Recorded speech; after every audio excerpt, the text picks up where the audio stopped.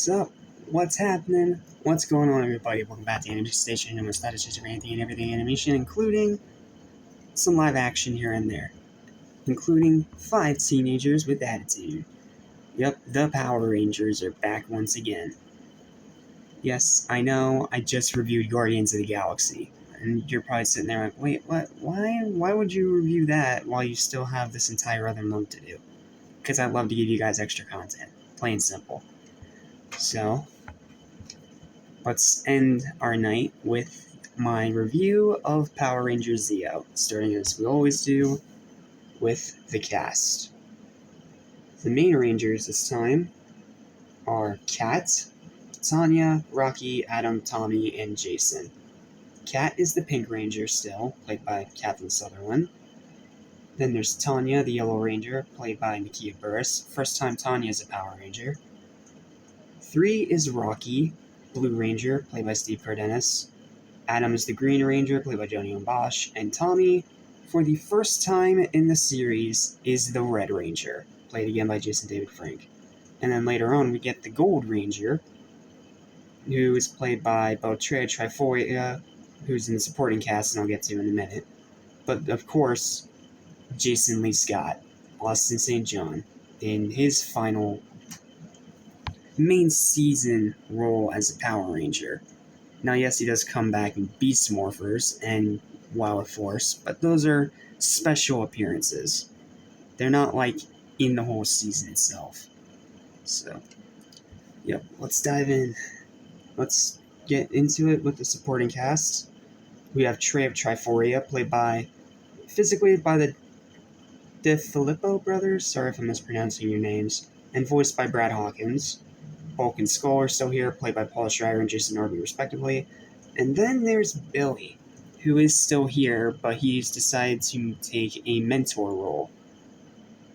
So, he gave up his power crystal to Tanya so she could be the Yellow Ranger while he gets to be the technical advisor.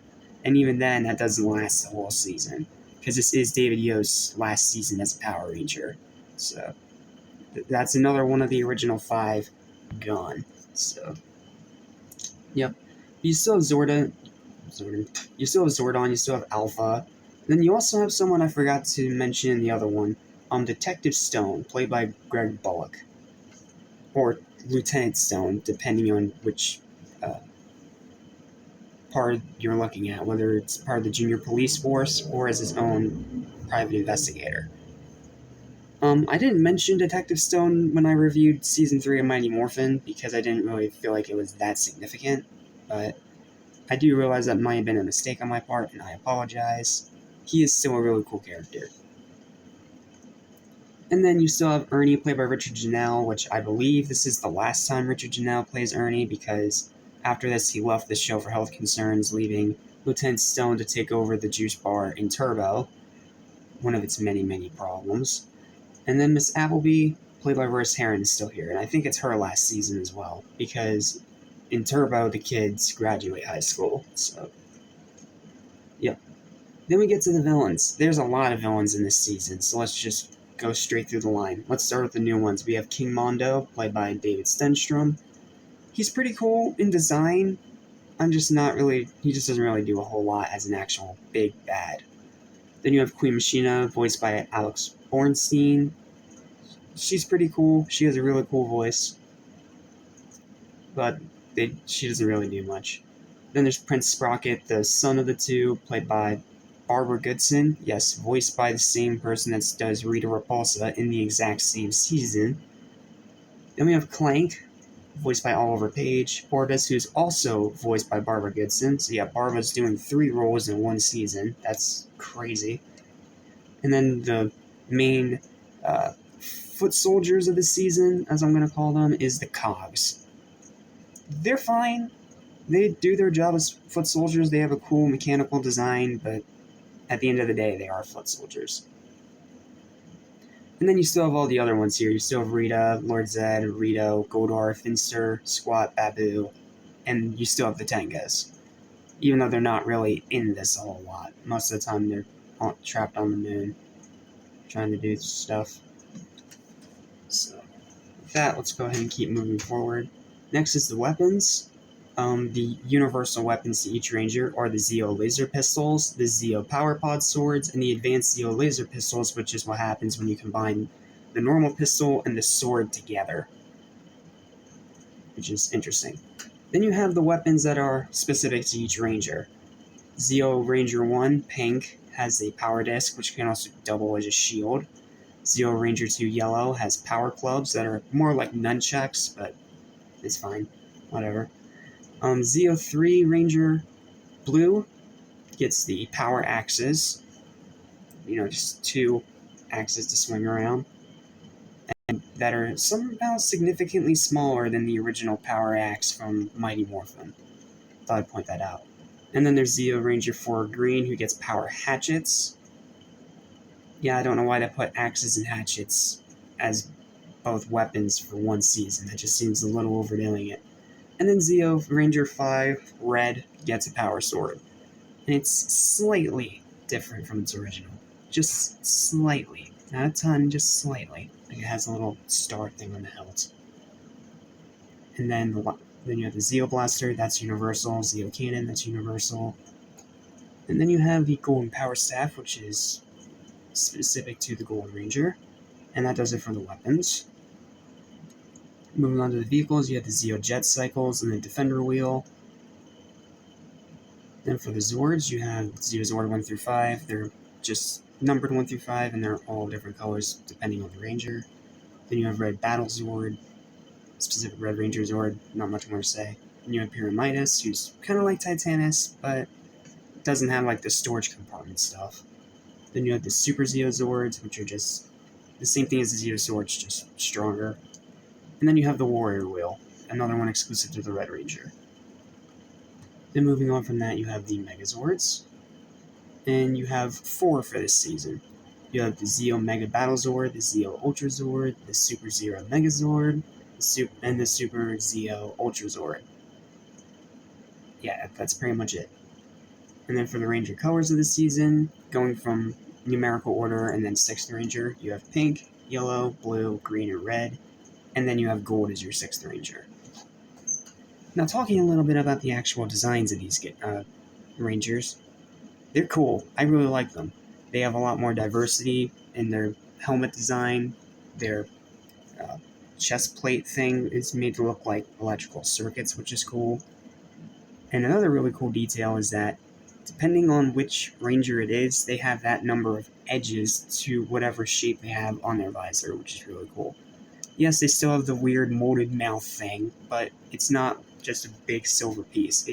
It's all the color of that Ranger, which is interesting. Then you also have gold lining around the gloves and the boots, and that's pretty much all the differences. It's a pretty cool design. I'm not sure it's as iconic as Mighty Morphin, but it's still pretty cool. I really like the designs. They're very unique and very interesting. Moving on from that is the essential episodes. The ones that I think are the most important out of the season, because the season does have 50 episodes. But unfortunately, I couldn't find online all the main story ones. So, this is one of those seasons you might just have to watch all the way through, which I recommend you do. It's a great season. So let's get into it. First up, we have, of course, the season premiere, which is the Zeo Beginning Part 1 and 2, which continues right off from where the finale of Alien Rangers left off. Then you have Instrument of Destruction. This is the episode where Skull reveals he's a classical pianist, and Bulk gives him a little more respect for that.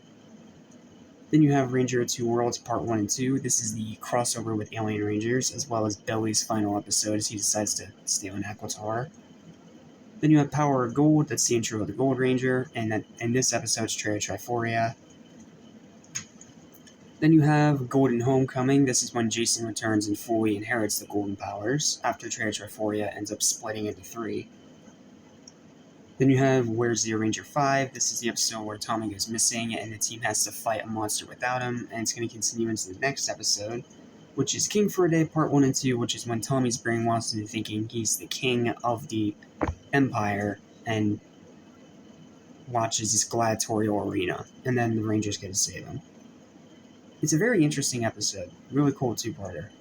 Then you have Mondo's Last Stand. This is Mondo's first defeat, and he is put back together later for the finale, but he's clearly not as strong, so he doesn't really put up much of a fight. That's why I said as a big bad, he's kind of just meh.